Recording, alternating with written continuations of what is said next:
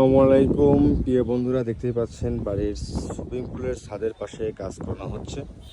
ভালো ভালো টাইলস কেটে বিট তৈরি করা হয়েছে সুন্দরভাবে এই সিঁড়ির টাইলস দিয়ে। আবার যেগুলো ভাঙাচোরা টাইলস ছিল সেগুলো দিয়ে সুন্দর করে পারা হচ্ছে। ছাদের যেগুলো ভাঙা টাইলস ছিল এগুলো দিয়ে চার সাইডে ডিজাইন করা হচ্ছে, আর মধ্যেও ডিজাইন করা হবে সুন্দর করে। এবং দেখতেই পাচ্ছেন এই মুখেও টাইলস পারা হচ্ছে সুন্দরভাবে। এগুলো আবার ফুটিং হবে। এটা আমার সুইমিং পুলে এখন পানি লোড দেয় নাই, কাজ শেষ হলে সুইমিং পুলে পানির লোড দেওয়া হবে ইনশাল্লাহ। আর এখানে ভালো টাইলস নিয়ে আসছি, লাল আর নীল কালারের। নীল কালার টাইলস এখানে আছে, আরও নিচে কার্টুন আছে।